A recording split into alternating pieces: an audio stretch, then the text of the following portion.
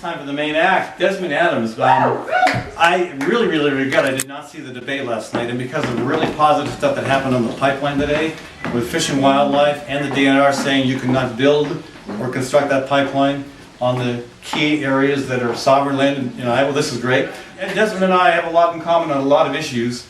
I used to represent the inner city, and Desmond knows a lot more about the problems and challenges facing some of the impoverished constituencies in that neighborhood than I do. So and then we get to talking about climate change, and he'll be the first to admit he's got a late learning curve there, but he's doing it, he's working on it, and he's he's the only candidate in the third congressional race to sign the pledge to mobilize for climate action, which is a real serious step.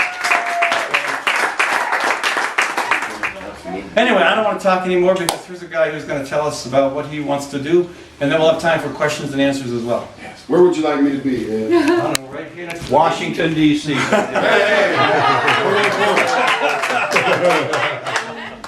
I'm going to tell you real quick the issues that I care about: economic fairness, education, middle class job creation, rural repopulation, and climate action. Those are the 5 areas that I've been campaigning on my entire time. Okay, I think we should really make a significant investment in our renewable future, our sustainable future, clean energy, technologies that take us tomorrow, not technologies focused on yesterday. Obviously, we're seeing what happens on that end, and that's one of the reasons that I did sign the Climate Mobilization Pledge. And Ed is right. I'm going to tell you, I have no problem with saying this. I don't know why our folks running for office want to act like they have all the answers. We're human beings. I did not fully grasp climate action when I started this campaign. I didn't. I'm like most people walking around. I thought it was the weather. You guys, that's a lot of people when they hear climate action, they think weather, which in Des Moines, Iowa, when December 23rd, we have no snow on the ground. That's a legitimate thought for someone that's uneducated as to what's going on. And I was impacted by that. But I've come to understand, and I've come to grow, and come to acknowledge. I have a 7-year-old. This is my 20-year-old, my 20-year-old son, Khalil Adams. But with that being said, I really can appreciate all of the damage that's being done by our carbon emissions and this big carbon footprint. And I really care about not only, and take your time on this, not only my children, but God bless America someday, my grandchildren, if I'm blessed to have them. Don't rush me there though. When I talk about climate action, our very own Ed Fallon endorsed me, and I worked hard for that. That wasn't just to show up and Ed said, trust me, you guys know Ed. It wasn't just a, hey Ed, can I get your endorsement? It didn't go like that.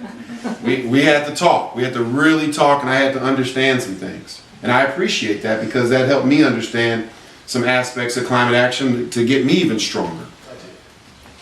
One of our more informed citizens of the Des Moines metropolitan area this morning told me she thought the public interest in combating the issue of climate change is actually fading from discourse, and it's kind of like, well, I don't know, is the public wearing out on it? Have you picked up anything on that? I haven't picked up anything on that.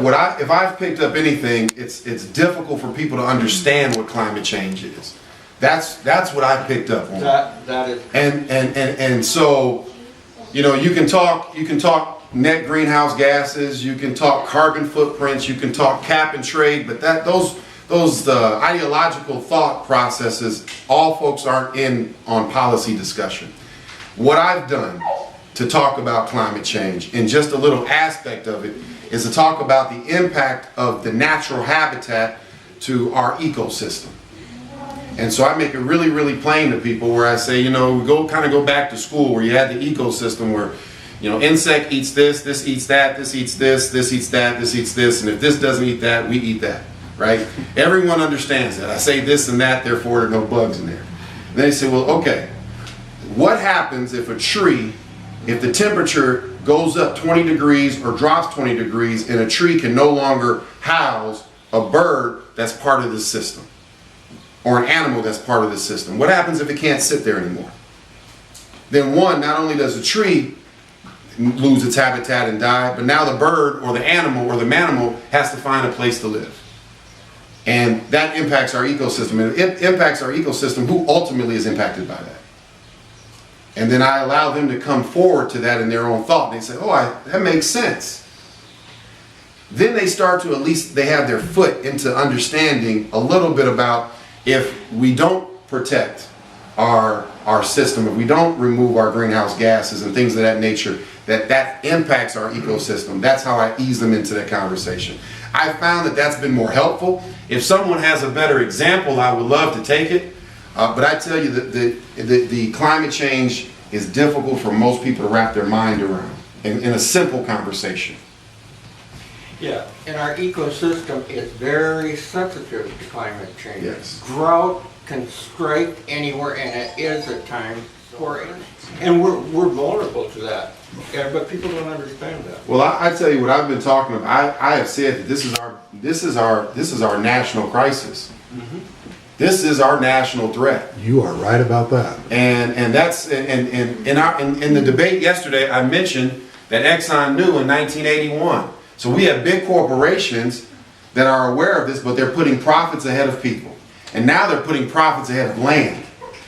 And we can't survive on that. And so absolutely, that's critically important. And I appreciate that point. You guys have one more general question? I know. Desmond, how can I contribute to your campaign if you want to? How can you contribute to the campaign if you want to? So also you can visit DesmundAdams.com. That's DesmundAdams, Adams.com.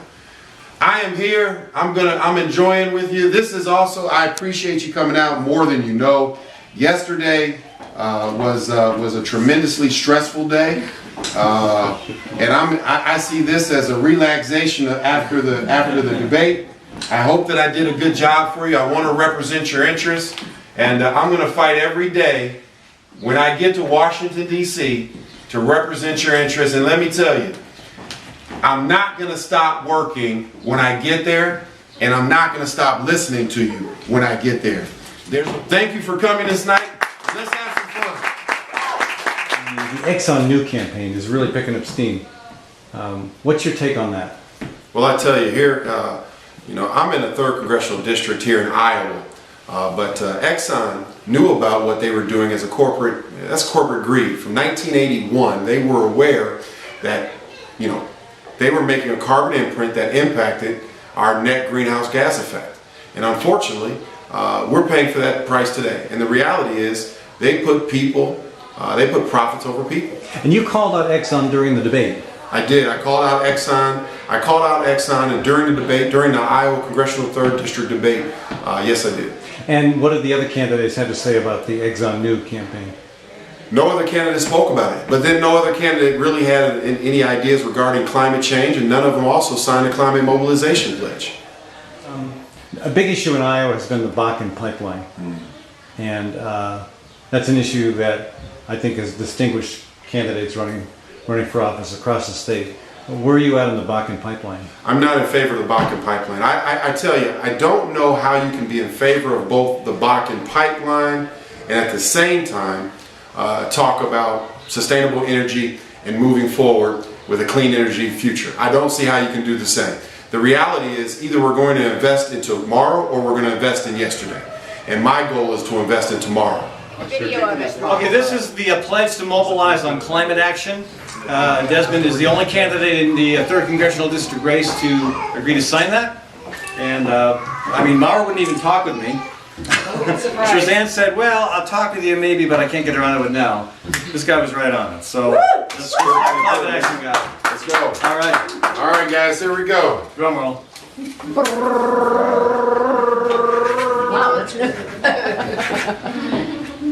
There we go.